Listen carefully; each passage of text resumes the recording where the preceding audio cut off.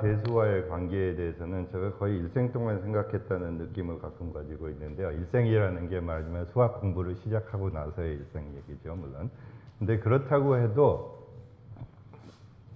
너무 많은 잡다한 생각들이 머릿속에 들어있기 때문에 그걸 뭐 일목요연하게 정리하기 상당히 어렵지만은 제 나름대로는 다른 사람들도 관심 가질 만한 내용이 어떤 것이 있을까 노력해서 발췌를 했기 때문에 너그럽게 들어주시면 감사하겠습니다.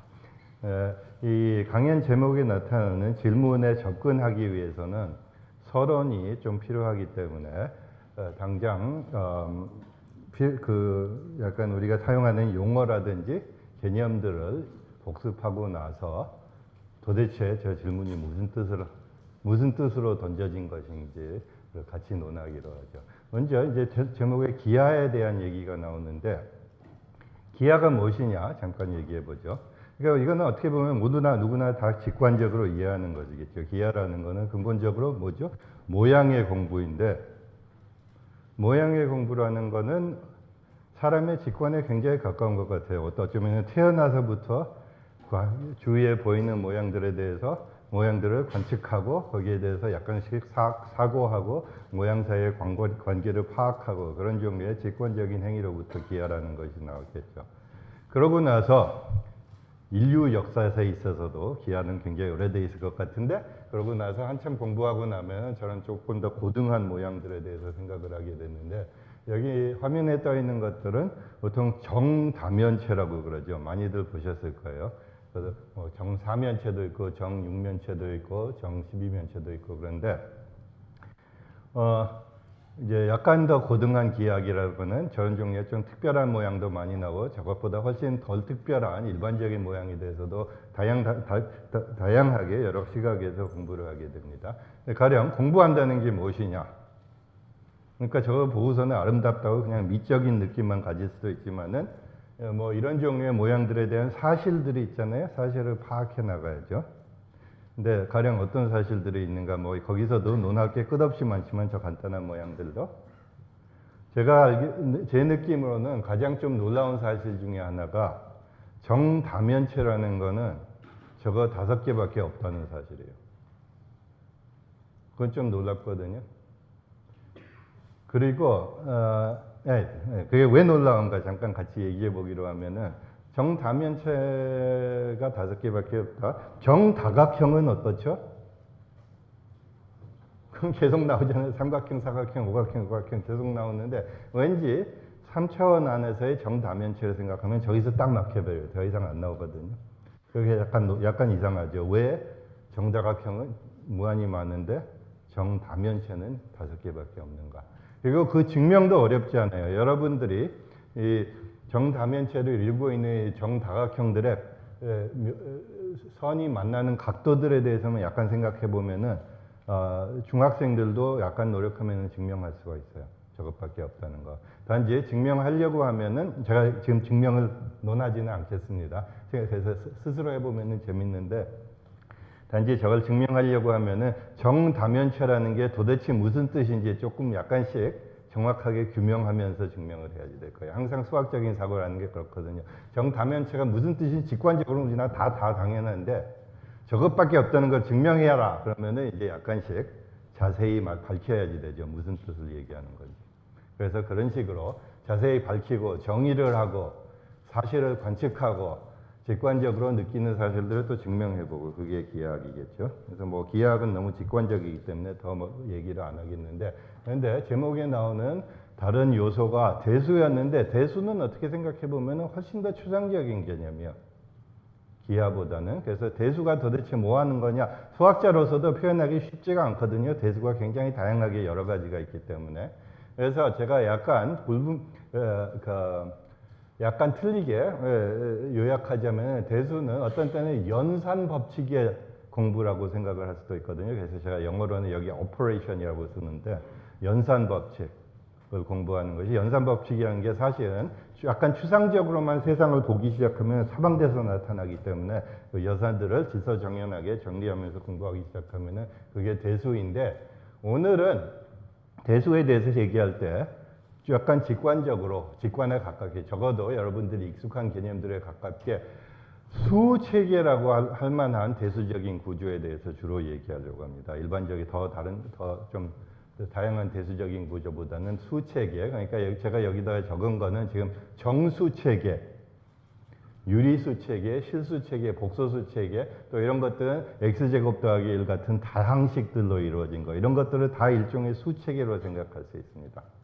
수칙이라는 것을 이런 맥락에서는 무슨 뜻인지 굉장히 정확하게 정의를 줄 수도 있지만 근본적으로는 연산이 두 개가 주어진 상황을 얘기하는 거예요. 집합이 있고 거기에 덧셈이라고 불리는 연산하고 곱셈이라는 불리는 연산이 있어가지고 두 개가 적당한 조화를 이루고 있으면은 이런 것들을 수체계, 영어로는 ring, 때로는 좀 고상한 말로 표현할 때는 환이라고 부르기도 합니다. 그 우리말로. 그래서 이런 수체계로 이루어진, 그러니까 이런 두 개의 연산 법칙이 주어진 대수적 구조에 대해서 주로 치중을 하면서 대수와 기하와의 관계를 얘기하려고 합니다. 그래서 이제 기하와 대수가 무엇인가 약간 불분명하지만은 대략 복습을 하고 나서 이제 두 번째 서론은 역사에 대해서 약간 말씀을 드리고 있습니다. 대수와 기하 사이의 관계의 역사라고 생각해도 되는데 이 관계가 굉장히 오래된 역사를 갖고 있어요. 그러니까 얼마나 오래됐는지도 지금으로서는 파악하기도 어려운데 역사라는 게 며칠간 거슬러 올라가기 시작하면 다 전설로 바뀌잖아요. 그래서 그 전설을 제대로 된 역사로 바꿔나가는 과정 자체가 굉장히 중요한 학문이죠. 그래서 수학의 역사에서도 정말로 뭐가 사실이고 아닌지 파악하기가 참 어려운데 그래서 이 역사적인 사물 중에서 여러분한테 잠깐 보여드리고 싶었던 것이 지금 화면에 떠 있는데요. YBC 7289라는 거는 예일 바빌로니안 컬렉션 중에 그 목록에서 7289번째 항목이라는 것 뜻입니다. 그러니까 보통 기원전 700년경에 만들어졌다고 생각되는 돌 조각입니다. 클레이 태블릿, 점토 조각인데 이게 왜 그 수학의 역사 혹은 과학의 역사에서 중요한가 하면은 여기를 보면은 이제 제가 바빌로니아 글자를 당연히 읽을 줄 모르지만 영어로는 cuneiform이라고 그러는데 근데 여기 수들이 표기되어 있거든요. 사실은 그림 위에 화살표 모양 같이 되어 있는 것들이 수들을 표기한 건데 여기에 의하면은 이제 이게 정사각형을 뜻한 것이 거의 분명하고 정사각형의 대각선을 그린 것 같잖아요. 따라서 이 길이를 생각하면은 저절로 2의 제곱근에 대한 근사값이 나오게 돼요.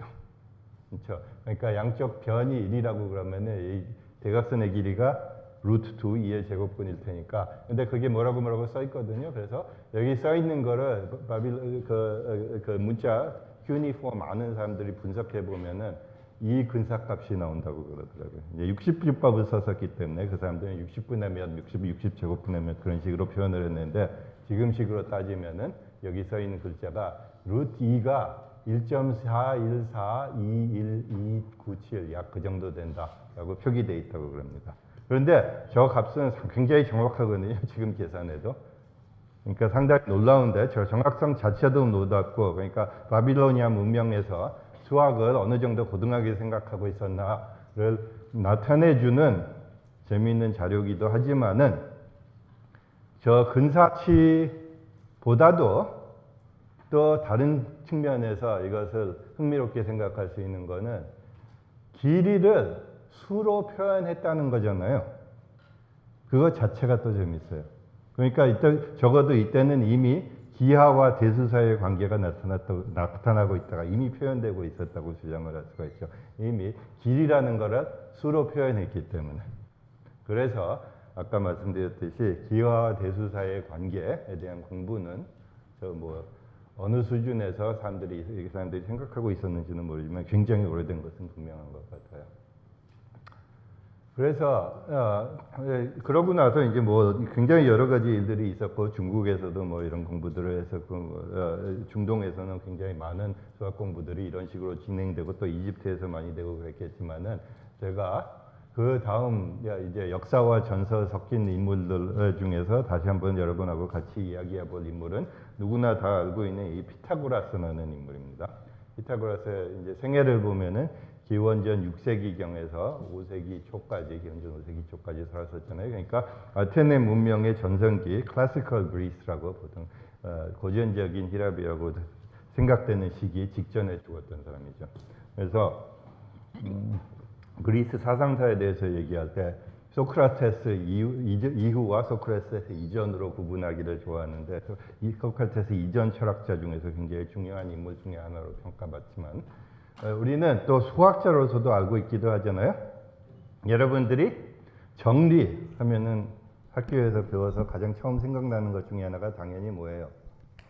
피타고라스의 정리잖아요. 그래서 수학적 정리라고 하면 피타고라스의 정리가 생각나는데, 그런데 이제 그래서 굉장히 중요한 정리죠, 물론. 그러니까 중요성은 굉장히 여러 가지로 얘기할 수 있지만, 약간 현대적인 관점에서 생각하면 제 생각으로는 피타고라스 정리의 가장 큰 중요성 중에 하나는 이게 좌표가 주어진 평면상에 점이 두 개가 주어졌을 때 A하고 B가 있으면은 그 좌표만 가지고 뭐 했어요? 두 점 사이의 거리를 계산할 수 있잖아요. 그게 가장 큰 중요성 중에 하나예요. 이게 피타고라스의 정리를 이용해서 계산하는 거잖아요. A하고 B로부터 이루어지는 직각삼각형을 생각하면은 이 거리 공식이 나오는데, 그러니까 이게 사실은 어떻게 보면 굉장히 놀라운 거거든요. 그림을 전혀 생각 안 하고 완전히 수로 저장을 하고 나서 점의 위치를 다시 그림을 그릴 필요 없이 수만 가지고 작업을 하면은 계산할 수 있다는 게, 따라서 컴퓨터로도 할 수 있고, 컴퓨터는 그림을 못 보니까 뭐든, 그러니까 문명에 필요한 기술적인 계산을 하는데 어떻게 보면 굉장히 중요한 공식이라고 할 수 있어요. 그게 큰 중요성 중에 하나인데, 그래서 이게 피타고라스의 정리라고 알려져 있지만은, 물론 역사학자들은 이게 피타고라스가 증명했다고 믿는 사람은 아무도 없죠. 그 전에도 굉장히 널리 알려져 있었기 때문에, 중국에도 피타고라스 전에도 피타고라스 정리가 알려져 있었던 것 같다는 주장들을 많이 하거든요. 그런데 그럼에도 불구하고 지금은 피타고라스의 정리로 알려져 있는데, 근데 그 당시에 피타고라스는 수학자로서는 거의 안 알려졌던 것 같아요. 그러니까 피타고라스 이후의 인물들이 쓴 글들 보면, 가령 플라톤이나 아리스토텔레스 같은 인물들이 피타고라스에 대해서 적은 것 보면 수학 얘기는 거의 안 나오거든요. 그러니까 수의 마술적인 성질 같은 것에 대한 동상은 많이 나오지만은 피타고라스 정리에 대한 얘기도 안 나오고, 물론 수학이 어느 정도 했는지 파악하기가 어렵지만은 그 당시 사람들은 대충 피타고라스를 이런 식으로 생각하고 있었어요. 이건 물론 19세기에 그려진 이 그림이지만 그 당시 분위기를 좀 전해주려고 노력했던 것 같은데, 저 그림을 보면 피타고라스가 어떤 인물로 보이세요? 교주 같은 인물로 보이잖아요. 그래서 그 당시에는 대충 교주로 생각하고 있었고, 피사고리안이라고 하면은 피타고라스를 따르는 어떤 특별한 신앙을 가진 사람들, 그런 무리들을 생각하고 있었거든요. 그래서 지금 그럼에도 불구하고 지금은 수학에 미친 영향이 굉장히 많았는데, 그런데 제가 이건 읽어볼 필요 없어요. 굉장히 너무 정신없으니까 제가 잠깐만 띄웠는데, 피타고라스의 인생에 대해서 알려진 바가 아까 말씀드렸듯이 별로 없거든요. 대부분 다 전설이기 때문에. 그럼에도 불구하고 피타고라스의 인생이 많이 기술되기 시작한 거는 죽은 한참 후, 몇 세기 후, 기원 2세기, 3세기 네오플라토니스 철학자들에 의해서 피타고라스 전기들이 많이 써 있는데 굉장히 재미있는 인물이에요. 그러니까 탈레스하고 공부를 하다가 탈레스가 너무 뛰어나다고 생각해서 이집트로 유학을 보냈다가 이집트로 가는 길에 중동에서 굉장히 많은 걸 공부하고 돌아오다가 인도 철학자들하고 만나가지고 윤회 이론 같은 거를 논하기로 했다는 이런 이야기도 있고, 굉장히 여러 그러니까 문명의 교차점에서 살았던 것이 역력하게 보이는 그런 종류의 좀 재미있는 인물이었던 것은 분명하고, 저도 더 공부해 보려고 합니다. 이게 도대체 어떤 인물이었는지. 피타고라스 아버지, 이제 피타고라스는 사모스에서 태어났고, 그 다음에 나중에는 제가 잊어버렸는데, 하여튼 이태리 남부의 시칠리아 어디선가 그 교리를 펼쳤다고 알려져 있는데, 피타고라스 아버지는 분명히 중동에서 태어났다고 그러고, 피타고라스 자신도 타이어, 그러니까 지금 식으로 얘기하면 레바논에서 태어났다고 하는 주장도 꽤 있습니다. 그러니까 지중해 문명의 복잡성을 상당히 잘 표현하는 인물이라고 생각할 수 있어요. 그래서 이건 약간 여담입니다. 그런데 제가 원래 주제가 뭐였었는지 저도 잘 잊어버리는데, 강의를 하다가 뭐였었죠? 네, 대수와 기와, 예, 대수와 기와의 관계, 이제 그게 요점이었는데, 근데 피타고라스가 거기서 대수와 기와의 관계를 공부하는 문제에서 한 가장 중요한 역할은 제 생각으로는 난점을 제시한 것 같아요. 굉장한 난점. 그게 무엇이었는가가 곧 나타났는데, 그 난점으로 가기 전에 이제 피타고라스의 굉장히 중요한 격언이, 널리 알려져 있는 격언이 제가 지금 그 화면에 적었는데요. 모든 것이 수다라는 말은 상당히 고대에도 널리 알려져 있었거든요. 그러니까 아리스토텔레스에도 나오는데 피타고라스가 모든 것이 수라고 주장했던 사실. 근데 이게 무슨 뜻인지 물론 지금 학자들도 뭐 이 얘기 저 얘기 하죠. 도대체 무슨 뜻으로 이런 말을 했던 건지 분명치가 않잖아요. 약간 그러니까 저 말 한마디만 남기면 도대체 무슨 뜻이었는지. 근데 보통 짐작컨대는 음악의 화음에 대한 고찰로부터 저런 결론을 내렸다고들 많이 생각하는 거예요. 음악의 화음이라는 게 무슨 뜻이냐?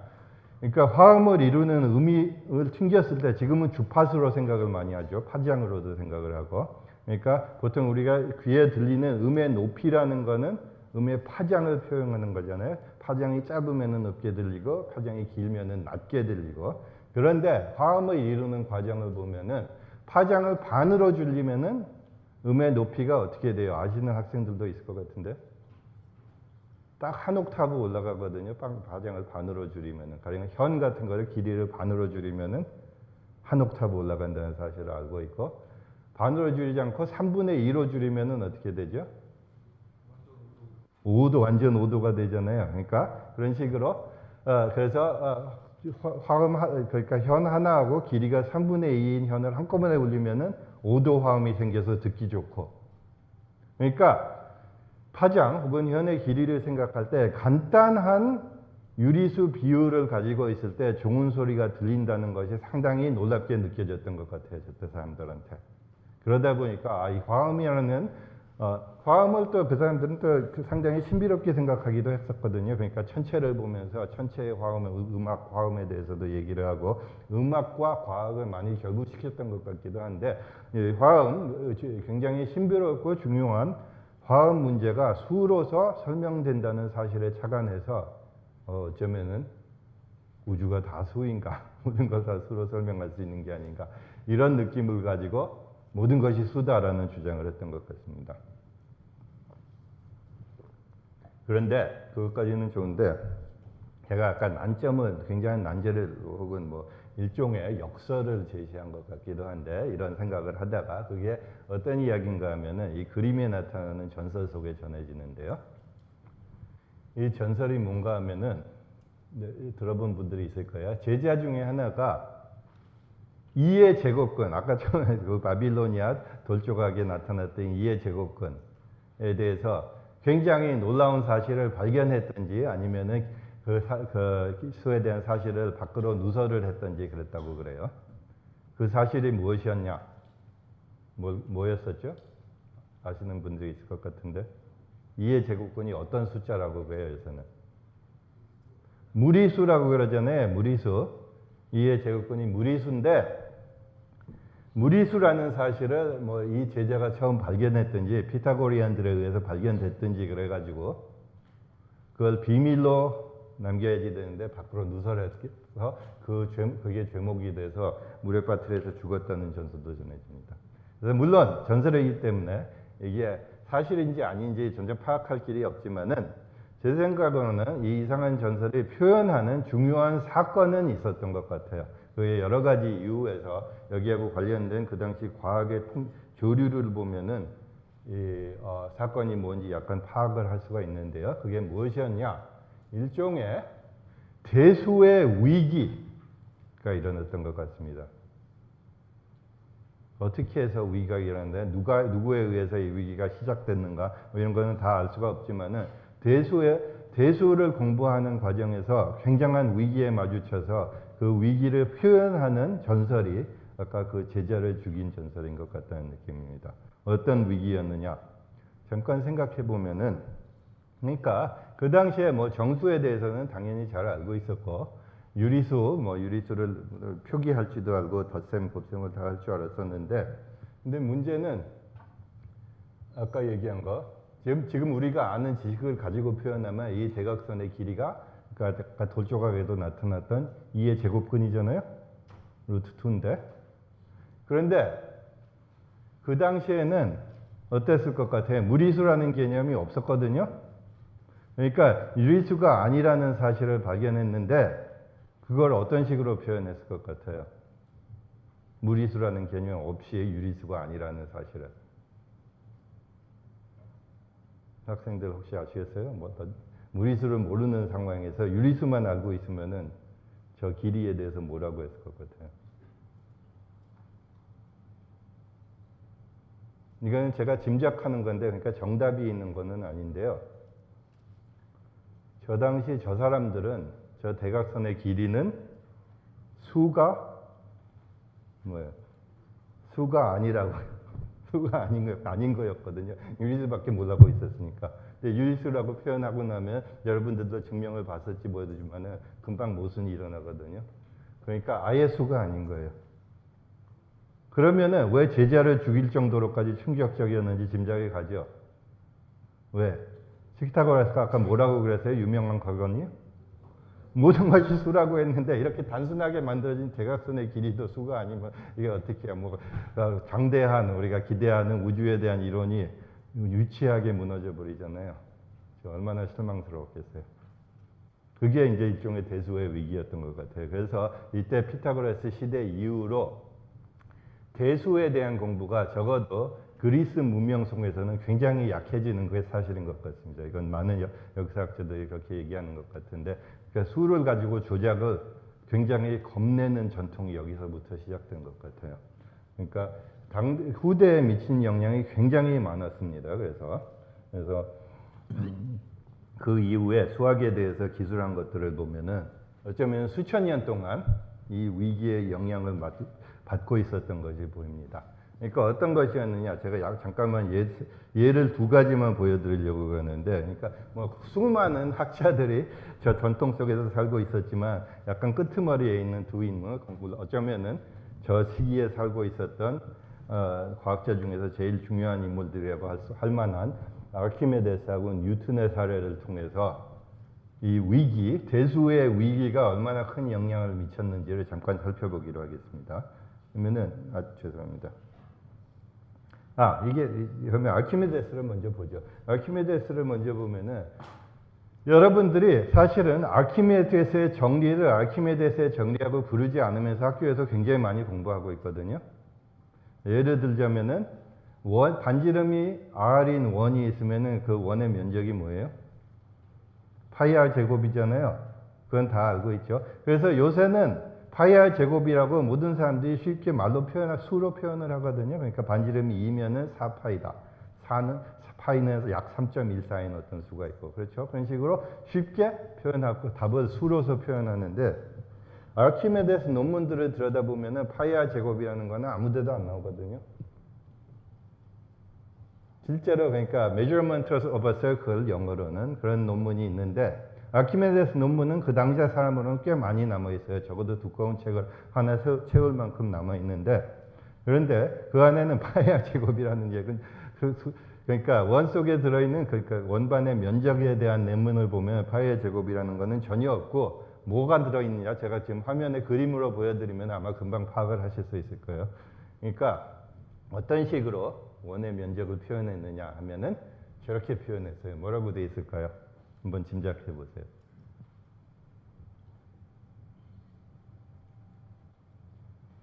파이 R 제곱, 원의 면적이 파이 R 제곱이라는 사실을 아르키메데스는 뭐라고 표현했을까요? 그 정리를.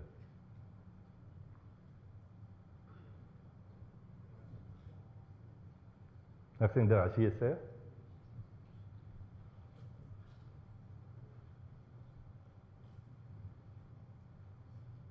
네?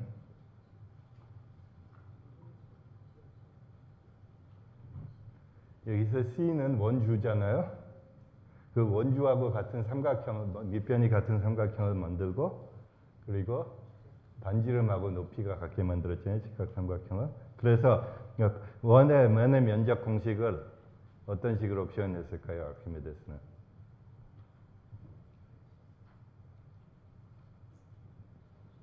다들 알면서 답을 안 하고 얘기했을 것 같은데, 근본적으로 이 원반의 면적과 뭐예요? 삼각형의 면적이 같다, 그렇게 표현됐거든요. 그렇게 알겠죠? 그렇죠? 이제 지금식으로 표현하면 원주가 2파이니까 2배의 파이니까 2배의 파이 곱하기 r, 그러면 2배의 파이 r 제곱 2로 나누니까 파이 r 제곱이 되잖아요. 지금 우리가 한테 편한 수를 가지고 표현하면. 그러니까 같은 얘기인데, 근데 아르키메데스는 파이 r 제곱이라는 수를 전혀 사용 안 하고 이 원과 삼각형이 같은 면적을 가지고 있다, 그렇게 표현했어요. 그러니까 아르키메데스 논문에는 맨 그런 식이에요. 면적의 공식 같은 거는 아무데도 없고, 이 면적과 저 면적이 같다. 이 면적은 저 면적의 몇 배다, 3분의 2다, 몇 배다. 이 부피는 또 전 부피와 같다. 모두 그런 식으로 되어 있어요. 그러니까 기하학적인 양 두 개를 비교하는 거지, 기하와 뭐요? 수를 비교하는 경우는 생전 안 나오거든요. 거의 생전. 생전이라고 표현하는 거는 좀 심하지만은 거의 안 나와요. 그러면 왜 그랬겠느냐? 죄송합니다. 잠깐 보면은, 제가 그 예를 하나만 더 보여드리겠습니다. 이게 아르키메데스 굉장히 중요한 논문 중에 하나인데요. 아르키메데스의 부력의 원리에 대한 논문이에요. 여러분들 많이 아실 거예요. 그러니까 물과 가령 배 같은 것이 호수에 떠 있으면은 물을 얼마나 많이 밀어대는가, 그걸 규명하는 논문이거든요. 요새 언제쯤 배우죠? 고등학교에서도 배우나요? 중학교 때도 배우나요? 정확히 모르겠는데, 그러니까 하여튼 부력이 어떻게 작용하는가를 규명하는 논문인데, 그래서 그걸 아르키메데스 원리라고 부르죠.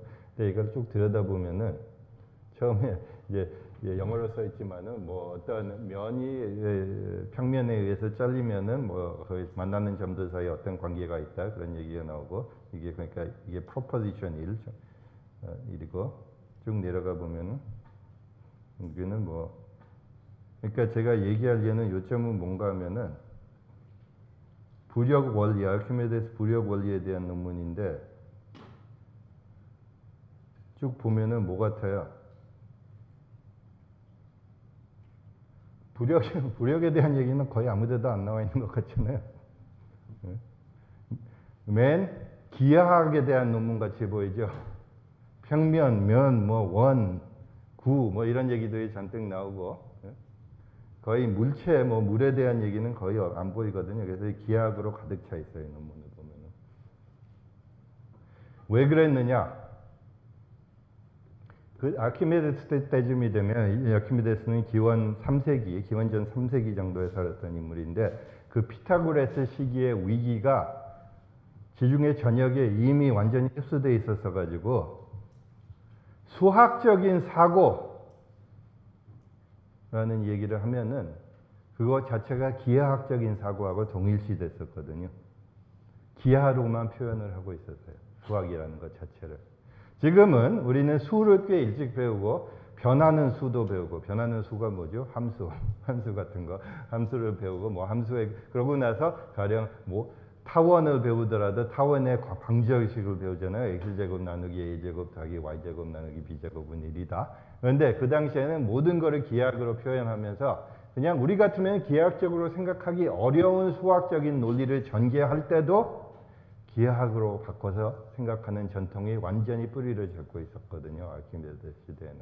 그러니까 부력에 대해서 이야기를 할 때도 뭐 다른 이야기가 별로 없고, 맨 기하학적인 도형만 놓고 뭐 원하고 평면하고의 관계, 그런 내용으로 가득 차 있거든요.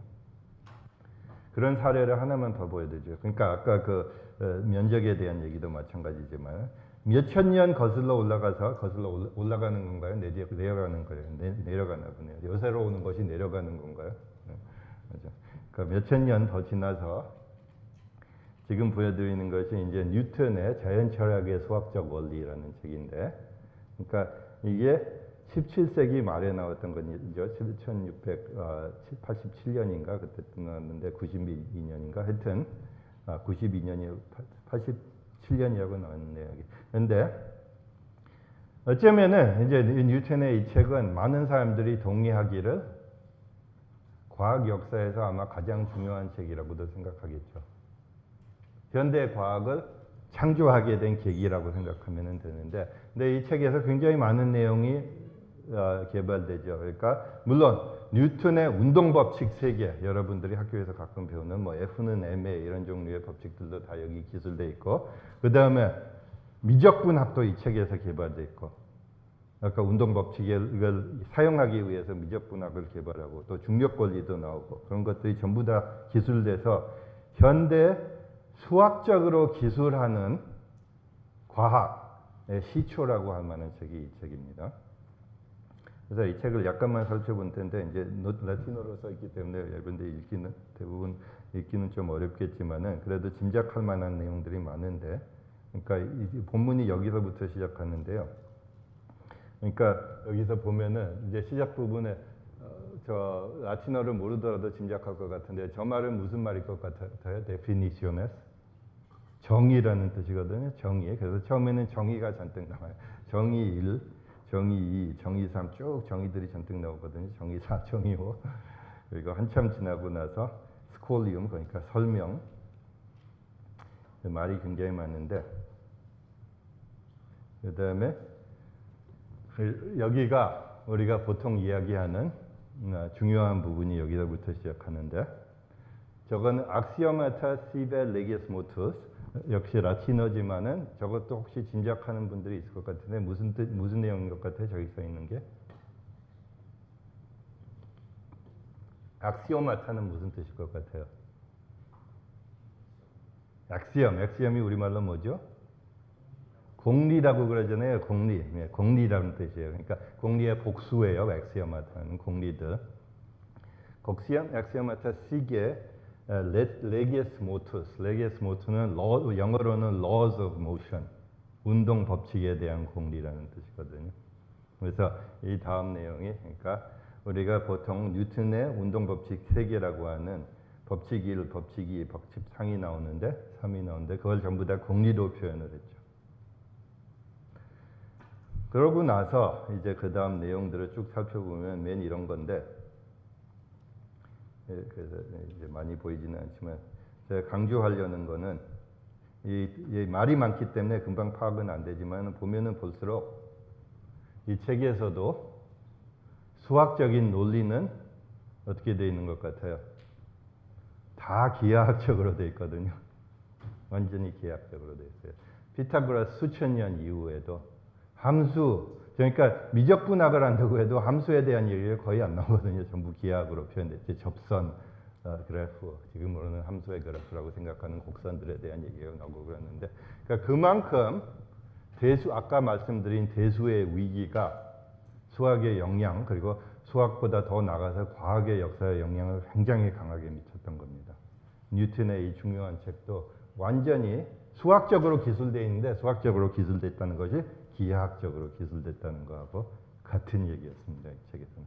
그거 말고도 뭐 기하학하고 비슷한 요소들이 굉장히 많은데, 가령 이 공리, 정리 이런 식으로 나가는 것도 왜 그랬느냐?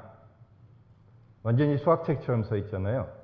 그런데 유클리드의 기하학을 흉내내려고 했기 때문에 보통 이렇게 써 있었다고 그러거든요. 그러니까 유클리드의 스타일을 완전히 흉내내서 물리학적인 이론을 공리로부터 시작해서 이론을 만들어 추론해 나가는 스타일을 따라서 기술을 했다고 그럽니다. 그래서 지금 말씀드린 것이 파급 효과, 피타고라스의 전설이 표현하는 대수 위기의 파급 효과입니다. 그래서 아르키메데스로부터 뉴턴에 이르기까지 수천 년 동안 대수를 피하고 있었다. 요점은 그겁니다. 왜냐? 약간 과장해서 이야기하는 거지만은 정사각형의 대각선이 수가 아니었기 때문에 그래서 그때부터 수를 계속 피한 거예요. 사람들이 수천 년 동안. 그래서 그 이후로 무리수, 지금 생각하면 실수, 그렇죠? 유리수보다 많은 무리수들이 다 더해져 가지고 실수 집합이라는 걸 이루잖아요. 그러니까 2의 제곱근도 거기 들어가 있고 파이 같은 수도 다 거기 들어가 있고. 근데 실수 집합이라는 것에 대한 자신감이 생긴 거는 19세기가 돼서야 그랬다고 보통 그럽니다. 그래서 실수 체계의 파운데이션, 기초를 질서정연하게 논리적으로 정립한 거는 19세기에 일어났습니다. 그러니까 위기 이후 약 2,500년 가량 지난 거죠. 그리고 그때서야 실수라는 게 도대체 뭐를 얘기하는 거냐 자신 있게 얘기할 수 있게 됐는데 보통 이 두 사람에 의해서 실수 체계의 이론이 정립됐다고 합니다. 그런데 여러분한테 그걸 뭐 자세히 얘기할 건 아니지만은 가령 대학교 가서 수학을 조금 더 깊이 있게 공부하면은 해석학이라는 강의를 들을 때 보통 이 사람들의 실수 체계 파운데이션에 대해서 처음 배우게 됩니다. 그래서 가령 코시라는 이 인물 같으면은 실수를 어떻게 정의하나 하면은 유리술들의 수열 그거 자체를 실수로 생각하거든요. 그러니까 가령 2의 제곱근 같으면은 2의 제곱근을 근사하는 유리술들이 있잖아요. 1, 1.4, 1.42, 1.414 이런 것들이 점점 2의 제곱근에 가까이 가는데 저것들은 다 유리수잖아요. 소수점이 몇 개밖에 없으니까. 그러니까 저 유리수들의 수열 자체가 2의 제곱근이라고 정의를 해요. 처음에 이거 생각하기 골치 아프죠. 대부분 사람들 저까지 포함해서 처음에 대학교에서 저거 배우면 무슨 뜻인가 하고서는 굉장히 혼란스러워 하거든요. 수열 자체를 수로 정의한다는 거. 그럼에도 불구하고 저렇게 하면은 이게 도대체 이 실수라는 것이 2의 제곱근이라는 게 어떤 종류의 오브젝트, 어떤 종류의 객체다라는 것을 적어도 분명하게 이야기할 수 있는 언어가 생기고 이제 또 뭐 네데킨트라는 사람은 똑같은 무리수를 유리수 집합 두 개의 순서상으로 정의하고 그러는데 이거 하나도 몰라도 돼요. 제가 지금 잠깐 단지 참고로 어떤 식으로 어려운 조금 추상적인 개념들이 나타나는가 보여드리기 위해서 말씀드리고 요점은 무리수라는 게 도대체 무엇인가를 비교적 분명하게 거론할 수 있는 파운데이션들을 이 사람들이 만들었다. 지금 그 얘기를 말씀드리는데 그런데 이거를 하나도 몰라도 저도 잘 모르거든요. 이 정의를. 대부분 수학자들은 잘 몰라요. 그러니까 아니 뭐 한 번은 들었겠죠. 대학 해석학 강의는 듣고 뭐 저거 가지고 증명도 하고 그러니까. 근데 대부분 잘 모르는 이유가 있는데 그건 왜 그런가 하면은 실수 집합을 정의를 하기 전에 어떤 종류의 집합을 정의하고 싶은가 거기에 대한 의도가 먼저 있고 나서 거기에 대한 자세한 정의를 만들었거든요. 그 다음에 어떤 이런 종류의 수체계가 있어야지 될 것 같다. 그 직관이 먼저고 그리고 그 성질들을 잔뜩 가지고 있고 그 직관과 성질에 부합되게 적당한 수체계를 정의하려면 어떻게 돼야지 되는가 명확하게 정의하려면 그 의도를 가지고 실수체계를 저런 식으로 추상적으로 정의하게 됐는데 어떤 종류의 수체계를 정의하고 싶었느냐 거기에 필요한 직관은 무엇이었느냐 잠깐 생각해 보면은 학생들도 직관적으로 판단을 하고 있을 거예요. 실수체계란 도대체 어떤 종류의 객체인가? 그거는 간단한 답이 있거든요. 뭔 것 같으세요? 근데 지금 저 학생이 말한 것 같은데 지금 실직선이거든요. 직선. 그래서 실수에 대해서 얘기할 때는 요새는 초등학교에서도 실직선에 대해서 많이 얘기한다고 그러더라고요. 그래서 직선상의 점 하나마다 수가 대응된다. 그걸 원리로 삼고 나서 그 원리가 성립되게끔 집합적으로 표현을 하면 아까 얘기한 코시나 데덴킨트의 파운데이션이 면밀한 파운데이션이 거기로부터 나옵니다. 그렇지만은 직관 자체는 직선상의 점들을 수로 생각하고자 하는 것일 뿐이기 때문에 직선의 성질들만 알고 있으면은 실수체계를 가지고 작업하는데 별 문제가 없거든요. 그래서 정확한 정의는 대부분 알 필요가 없고 학생들도 저 정의 모르고도 실수 가지고 이미 많이 작업을 했잖아요. 공부도 많이 하고 계산도 하고. 그러니까 별 상관이 없었어요. 그럼에도 불구하고 19세기에는 특히 수학의 파운데이션에 관심이 많던 시대였기 때문에 철학자들의 영향으로 다분히 그래서 저런 파운데이션을 쌓고 그게 유용하기도 했었어요. 그런데 자 이제 거의 30분 넘게 서론은 말씀드렸는데 지금 약간 두서없이 이 얘기 저 얘기 한 것 같기도 하지만은 기하와 대수 사이의 관계에 대한 사례들도 보여드리고 그 어려움도 보여드리고 역사적인 사건들도 말씀드리고 그랬으니까 이제 강의 제목으로 돌아가 보겠습니다. 이제야 제목으로 왔어요. 그러니까 제목까지 왔어요. 서론을 잔뜩 거친 다음에 그러니까 제목이 제목에 나오는 질문이 기하와 대수 둘 중에 어느 게 무엇이 먼저냐였잖아요. 그렇죠? 그러니까 제가 약간 두서없이 질서없이 말씀드렸지만은 약간 이 질문에 대한 감각을 이미 좀 키웠을 거라고 생각하는데, 그러니까 지금까지 이야기한 내용을 근거로 답한다면은 답이 뭘 것 같으세요? 예? 기하가 먼저인 것 같잖아요, 분명히. 제가 일부러 그렇게 말씀드렸죠. 그렇죠? 그러니까 시수 체계를 만들려고 파운데이션을 정립하려고 수천 년 걸려서 했는데 생각해 보면은 전부 기하학적인 객체들을 수로 표현하기 위해서 그랬다는 식으로 설명을 했잖아요. 그 관점에서 보면 뭐 기하가 먼저죠. 수라는 거는 단지 기하를 표현하기 위해서 개발되는 거다. 그렇긴 한데 당연히 거기서 끝나는 게 아니겠죠. 뭐 강의가 반 정도는 남아있으니까. 그래서 기하가 먼저라는 주장이 비교적 설득력이 있습니다. 그런데 이제 거기서도 약간 몇 가지 반론을 제기할 수 있는 거는 예를 들자면은 하지만 가령 정수 같은 거 있잖아요. 가장 첫 번째 수는 하나, 둘, 셋, 넷 나가는 정수죠. 자연수 특히 있잖아요. 자연수는 꼭 기하에 의존하는 것 같지는 않죠. 그렇죠. 그건 꼭 뭘 재서가 아니라 길이를 재서가 아니라 세 나갈 때 한 명, 두 명 뭐 이렇게 얘기하기도 하고 첫째, 둘째 얘기하기도 하고. 네? 그러니까 정수의 집합에 얘기되는 뭔가 기하보다 먼저인 것 같다는 느낌도 들 수가 있거든요. 사람에 따라서는. 그렇죠. 그러니까 정수에 대해서만은 약간 망설여져요. 기하가 먼저라고 이야기하기는. 실수 파이까지 나가고 나면 기하가 먼저인 것 같은데 하나, 둘, 셋, 넷 여기는 또 모르겠거든요. 근데 또 하나의 의문은 이제 저로서는 이 다음 의문을 어느 정도 더 심각하게 생각하는데, 그러니까 기하가 수보다 먼저고 수체계보다 먼저고 수체계의 파운데이션을 제대로 쌓으는데 수천 년 걸렸다 의문이 제기되고 나서 그 얘기를 했음에도 불구하고 굉장히 중요한 사실은 수학의 진전, 그러니까 수학적 발전이라는 거는 파운데이션이 하나도 없어도 얼마든지 일어나거든요. 그러니까 제가 마치 피타고라스 이후로 수에 대해서 수체계에 대해서는 겁에 질려가지고 전혀 사용하지 않았다는 식으로 과장을 했는데, 물론 아키메데스 같은 인물 보면은 그런 풍조가 나타나는 것은 분명한 사실이지만은, 그런데 파운데이션이 어쨌든 간에 수의 집합을 이해하든 안 하든 간에 얼마든지 그 수천 년 사이에 사실은 또 대수를 개발하고 수를 이용하고 있었거든요. 수많은 과학자들이. 생각해 보면은 특히 여러분들이 들어봐 역사에 대해서 조금 본 사람들이 알 것 같은데 어느 지역 문명에서 대수를 많이 개발했었는지 혹시 좀 읽어보셨어요? 그 사이에.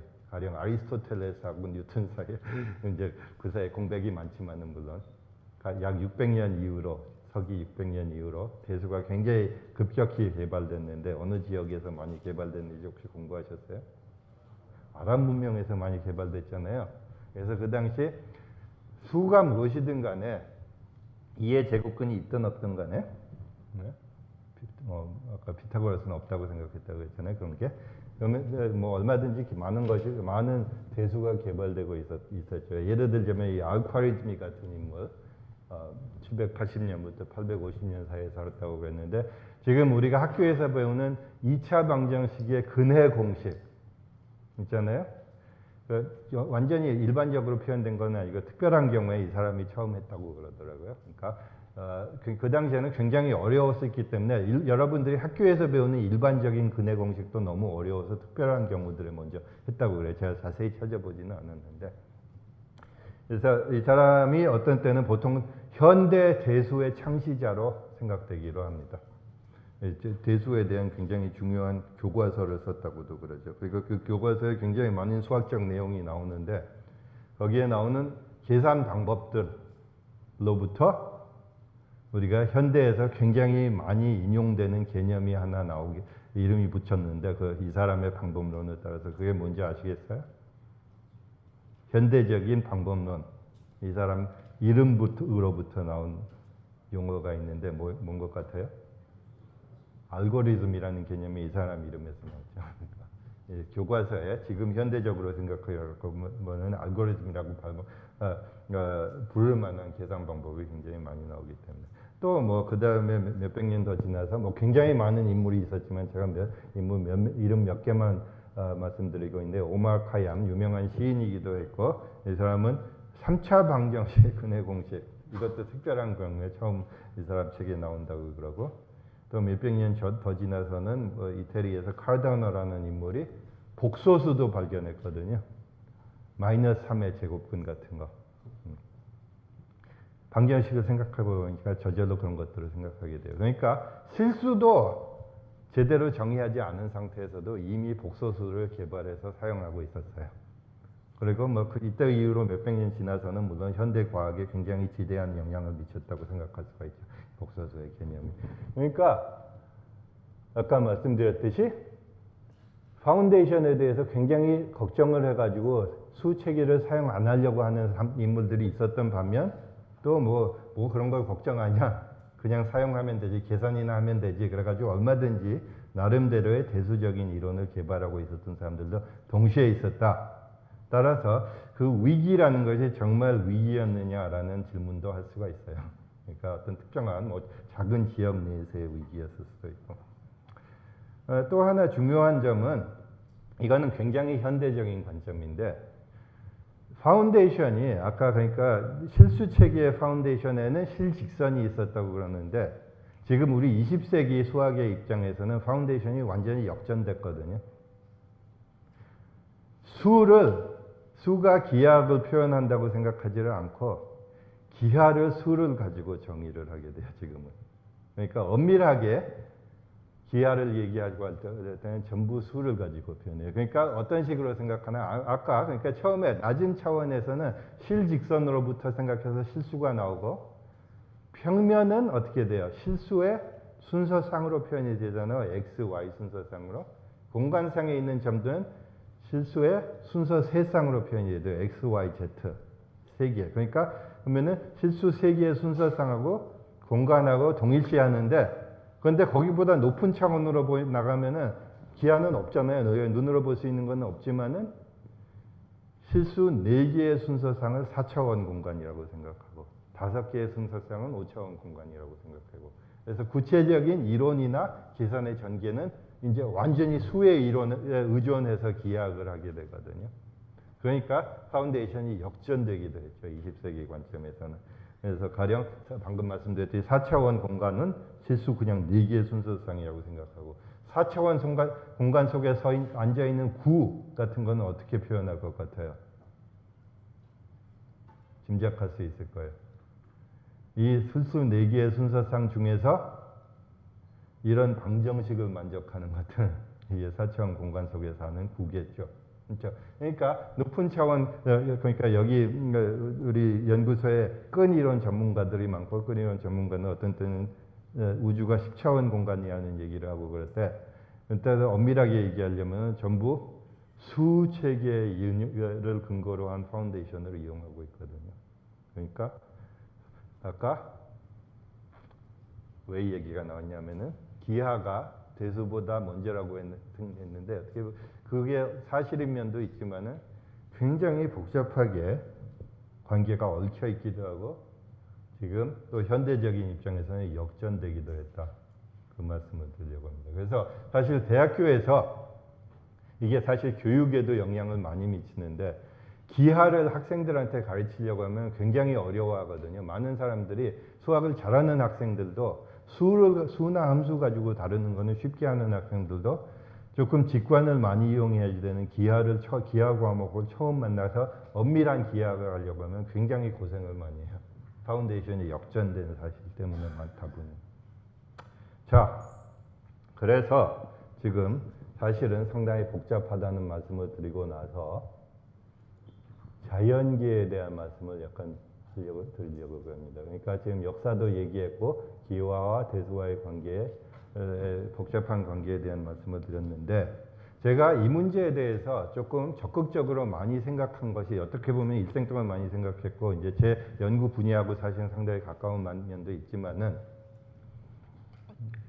최근에 직접적인 계기가 하나 있었습니다. 그러니까 이게 몇 년 전에 있었던 일인데요. 여기 화면에 나오는 두 인물이 세르게이 구코프라고 로버트 다이크로프라는 두 사람이 다 이제 꽤 뛰어난 물리학자들입니다. 입자 이론, 끈 이론의 전문가들인데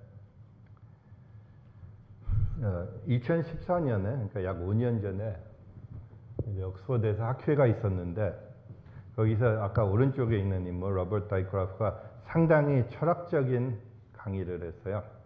수학과 물리학의 관계에 대해서. 그러니까 물리학은 이제 수학적으로 기술하는데 그런데 수학이 그러면은 물리학을 기술하는 도구일 뿐이야. 그 자체가 또 뭐 현실성을 가지고 있는 어떤 실체를 가지고 있는 뭐 이런 종류의 굉장히 복잡한 저로서는 알아듣기 어려운 얘기를 많이 했는데 근데 재밌는 거는 이 강의 끝나고 나서 그 더 젊은 사람이 구코프라는 물리학자가 다음과 같은 약간 공격적인 질문을 했어요. 당신은 우주가 대수적이라고 생각합니까? 기하적이라고 생각합니까? 궁극적으로 어떻다고 생각하느냐? 내기를 해야지 된다면 뭐라고 하겠습니까? 내기를 좋아해요, 친구가. 했더니 이 다이크로프가 한참 망설이다가 대수가 먼저인 것 같다는 답을 하더라고요. 그러니까 아까 제가 수체계가 실직선으로 직선으로부터 나온다는 이야기도 하고 많은 면에서 직관이 추상적인 대수보다는 더 우리 근본적인 경험에 가깝다는 얘기를 했음에도 불구하고 저런 영향력 있는 물리학자가 또 대수가 먼저라는 얘기도 하거든요. 주장도 하거든요. 도대체 저게 무슨 뜻일까? 그러니까 물론 이해하기는 어렵죠. 상당히 고등한 이론을 근거로 낸 이제 의견이기 때문에 물론 정확히 이해하기는 어렵지만은 그게 대략 어떤 뜻으로 저런 주장을 한 거다. 그걸 여러분한테 조금 설명드리려고 합니다. 지금 사례 몇 개를 통해서. 그러니까 결국 기하가 어떤 의미에선가 대수로부터 나올 수 있다. 네? 대수가 파운데이션이 돼서 그런 주장을 하는 겁니다. 그런데 대수가 먼저다라는 주장이 어디서부터 나오는 것일까요? 이제 굉장히 여러 가지 답이 가능하지만 근본적인 문제는 제 생각으로는 이런 종류의 사진에 나타나는 것 같은데 이게 그러니까 비교적 최근에 만들어진 수소 원자의 사진이거든요. 저도 저게 사진이라는 게 무슨 뜻인지 솔직히 잘 모르겠어요. 어떻게 만들어진 건지. 근데 적어도 이제 신빙성 있는 과학자들의 저게 일종의 실사진이라고 그러는데 2013년에 찍혀진 사진입니다. 근데 수소 원전의 사진을 보면은 어때요? 그러니까 원자를 대해서 생각할 때는 그러니까 순진하게 생각할 때는 어떤 작은 공 모양일 것 같지만은 저렇게 자세히 들여다보면은 희미하고 보송보송하잖아요, 말하자면은. 그러니까 저게 근본적인 성질 중에 하나라는 게 기하에 대한 회의를 그러니까 제시하는 첫 번째 사실인 것 같습니다. 물건이라는 것을 충분히 자세히 들여다보면은 분명한 윤곽은 다 없어져 버리고 저런 식으로 보송보송하고 어디에 있는지 모르는 종류의 존재다. 이게 말하자면은 20세기에 발견된 상당히 충격적인 사실 중에 하나였죠. 그러니까 저게 사진을 잘못 찍어서 보송보송한 게 아니라 실제로 그렇다는 뜻이에요. 희미한 모습이다. 그럼 그게 대수하고 무슨 관계가 있는가? 여러분이 당연히 물을 테지만 저도 그 답을 드릴 수는 없는데 제가 잘 모르기도 하고 그럼에도 불구하고 이제 대수하고 연관을 지어보겠습니다. 대수하고 연관이 어디서 나오느냐? 이제 지금 양자역학 얘기를 조금 시작한 건데요. 여기 물리학 하시는 분들이 많으시기 때문에 그분들한테 자세한 질문을 하세요. 저는 수학자 입장에서 아주 기초적인 구조에 대한 관찰만 몇 개 하고 있는데 이제 그 대수가 어디서 나오느냐 이런 데서부터 나와요. 대중과학서 같은 거를 많이 읽으시는 분은 슈레딩거 고양이에 대한 얘기를 들으셨을 거예요. 슈레딩거 고양이는 뭔가 상태하고 산 상태하고 복합적으로 있는 거잖아요. 그런데 복합적으로 있다는 게 무슨 뜻인가를 표현하려고 할 때 정확하게 수학적으로 표현하려면은 방금 저 화면에 써 있는데요. 두 상태의 합이라는 뜻이에요. 정말로. 진짜로 합이라는 뜻이거든요. 합이 무슨 뜻이냐? 이해하기 어렵죠. 저게 직관적으로 파악이 안 된다는 것이 말하자면 영재역학의 개념적인 어려움의 출발점 중에 하나입니다. 그러니까 저 합이 도대체 무엇을 의미하는 것인가. 그럼에도 불구하고 이제 물리학자들은 저런 그러니까 물체에 상태가 두 개가 있으면은 가령 죽은 상태하고 산 상태처럼 그 두 상태의 합을 원칙적으로는 다 할 수 있다는 원리를 믿거든요. 그걸 보고서는 이제 물리학자들은 중첩의 원리라고 부릅니다.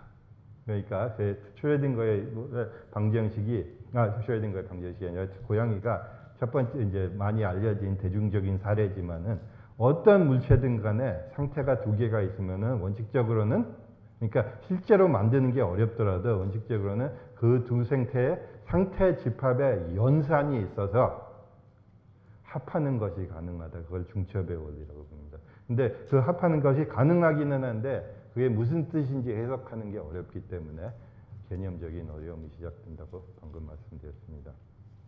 그러니까 그걸 약간만 피상적으로 말씀드리자면 왜 합하는 게 가능한가 하면은 아까 그 원자의 그림에서 나타나지만은 사실은 원자의 위치가 확률적으로밖에 없기 때문에 그렇다는 거거든요. 저 그림이 적혀 있는 거는 자세히 들여다볼수록 확률적이다. 이거는 완전히 위치도 그렇고 가속도도 그렇고 모든 면이 확률적인 존재이기 때문에 저렇게 보송보송한 모습이다. 근데 우리가 확률적으로 준다면 모든 상태가 확률이라면은 확률이라는 거는 뭐예요? 더할 수 있잖아요. 근본적으로는 개념적으로는 그 사실 때문에 임의의 상태 둘을 더할 수 있다. 이것보다 약간 복잡하지만은 실제 사실은 그게 중첩의 원리입니다. 확률적인 존재이기 때문에 더할 수 있는 건데 그러니까 참 이상한 얘기죠. 그렇지만은 그래서 뭐 저 또 잘 알려진 얘기는 뭐 이거는 뭐 실험실에서 비교적 만들기 쉬운 사례라고 그러는데 제가 실험을 모르기 때문에 실제로 알지는 못하지만은 가령 빛이 혹은 원자도 괜찮고 전자도 괜찮고 이런 구멍 두 개를 따라서 이 화면에 도달했을 때 생기는 상태가 두 구멍을 한꺼번에 열어놓으면은 중첩 효과가 나타나고 이제 서로 인터피어런스 효과가 나타나는 거하고 같은 현상이라는 뜻이죠. 저 슈레딩거 기왕이 같아도. 그런데 임의의 물체가 다 가능하다고 그랬으니까 예를 들자면 사람 같아도 이렇게 더할 수가 있거든요. 원칙적으로 물론 실제로 하기는 어렵겠지만 그러니까 김찬호 박사나 저나 지금 비슷한 입자들이 다른 상태로 배열되어 있는 거거든요. 그러니까 사실은 김찬호 더하기 김민영 같은 상태도 가능하다는 것이 중첩의 원리입니다. 참 이상한 얘기죠. 그렇지만 저건 엄연한 사실이라고도 믿고 있는 것 같아요. 물론 그러면 저게 왜 관측하기 어렵는가? 관측하기 어렵기 때문에 우리가 저기에 대한 직관은 별로 없는데 어째서 저런 것들이 관측하기 어렵는가? 저것만 가지고도 굉장히 깊이 있는 얘기도 전개되고 그럽니다. 예, 그래서 이제 그게 덧셈인데, 그러니까 제가 여기서 약간 어떻게 표현했냐면 이때는 이제 저 김찬호 박사나 저나 둘 다 수론을 공부하기 때문에 수만 더할 수 있는 게 아니라 수론과도 더할 수 있다. 그래서 그런 뜻으로 예를 보여드린 거고요. 근데 사실은 곱셈도 가능해요. 곱셈은 어떻게 하느냐? 그거는 이제 제가 이것은 정말 피상적으로 좀 말씀드릴 거지만은 이것도 간단한 사례를 통해서 보여드리겠습니다. 지금 화면에 떠 있는 것이 전자 하나하고 양자 하나가 충돌해서 광자가 나오는 상호작용이거든요. 그러니까 서로 소멸하고 거기서 빛을 발한다는 뜻이죠. 광자라는 거는. 저게 이제 양자장론을 공부하면 처음에 공부하는 프로세스 중에 하나인데 인터랙션 프로세스 중에. 근데 이게 일종의 곱셈이에요. 이게 곱셈 구조를 가지고 있어요. 어떤 의미에서 곱셈이냐? 설명을 드려보죠. 그러니까 사실 뭐 약간 이거는 정말로 그냥 만화 같지 않은 얘기지만은 양자 곱하기 전자가 광자다 뭐 이런 식으로도 표현할 수 있는데 2 곱하기 P가 파이다. 파이는 이제 광자라는 뜻으로 어떤 의미에서 곱셈이냐 잠깐 설명을 드리겠습니다. 근데 지금 이 프로세스를 보면은 이게 제가 아까 이제 설명을 조금 자세히 드리겠지만은 전자를 집어넣고 양자를 집어넣는데 전자도 여러 가지 다른 종류의 다른 상태의 전자가 있을 거 아니에요. 가령 대표적으로 속도를 바꿀 수도 있고 운동량 뭐 이런 것들을 바꿔나가면서 여러 상태를 집어넣을 수가 있고 이 각자 양자하고 전자의 상태가 뭐냐에 따라서 이 출력도 바뀌게 되거든요. 그러니까 가령 빛의 색깔이 바뀌고 그런 현상이 일어나는데 그런데 그렇기 때문에 다음 상황을 생각해 볼 수가 있어요. 양자의 상태는 똑같이 유지하고 전자의 상태를 바꿔보는 거예요. 여기서 이원이라는 상태에 전자를 집어넣고 나서 광자가 쫙 튀어나오고 그걸 파이1이라고 불렀고 E2라는 다른 상태의 전자를 집어넣으니까 또 광자가 나와서 파이2라고 불렀어요. 그러니까 이런 실험을 해보면은 어떤 현상이 일어나느냐 이제 제가 이렇게 자신 있게 얘기하면서도 실험에 대해서 사실은 전혀 모르기 때문에 이제 약간의 공상이 들어가 있지만은 아까 중첩의 원리가 있다고 그랬으니까 전자 E1이라는 상태하고 E2라는 상태를 더할 수 있다고 했잖아요. 그렇죠? 그러니까 그런 전자도 만들어가지고 여기다 똑같은 상태의 양자하고 부딪혀 보면 돼요. 그러면 어떤 상태의 광자가 나올 것 같은가? 여러분들이 짐작하셨을 겁니다. 짐작했죠? 이거를 해보면은 파이1 더하기 파이2 같은 상태의 광자가 나오거든요. 자, 그래서 이게 소멸해가지고 광자가 나오는 거를 일종의 곱셈이라고 표현을 했는데 지금 제가 설명드린 것이 곱셈하고 덧셈 사이에 어떤 관계를 표현하는 거죠. 어떤 관계죠? 배분 법칙이잖아요. 저게 정확히 배분 법칙이죠. 그러니까 이건 굉장히 기초적인 관점으로 돌아가도 되는데 수를 가지고 더하고 곱하고 할 때 어떻게 보면 둘 다 뭐 그러니까 연산이잖아요. 그러니까 수 두 개를 집어넣으면 출력을 내놓는 연산인데 그러니까 굉장히 비슷한 것 같으면서도 둘 사이의 관계에 있어서는 상당히 다른 역할을 해요. 곱셈은 덧셈 사이로 배분이 되고 덧셈은 곱셈 사이로 배분되지는 않거든요. 그건 뭐 말도 안 되는 얘기죠. 그런 면에서 배분 법칙 속에서 하는 역할은 덧셈하고 곱셈하고 상당히 다릅니다.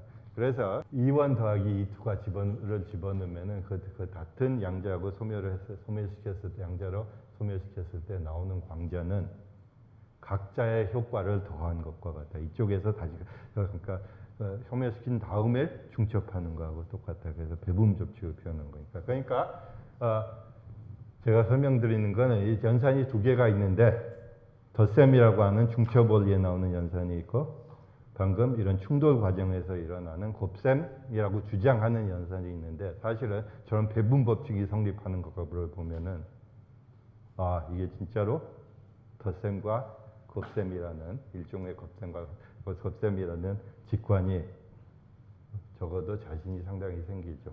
그러니까 이게 모든 입자에 대해서 이런 것이 가능한 것이기 때문에 우주 안에 있는 모든 물체는 서로 더하고 곱하는 게 가능해지거든요. 미세적인 관점에서 보기만 하면은. 그렇다는 거는 무슨 뜻이에요?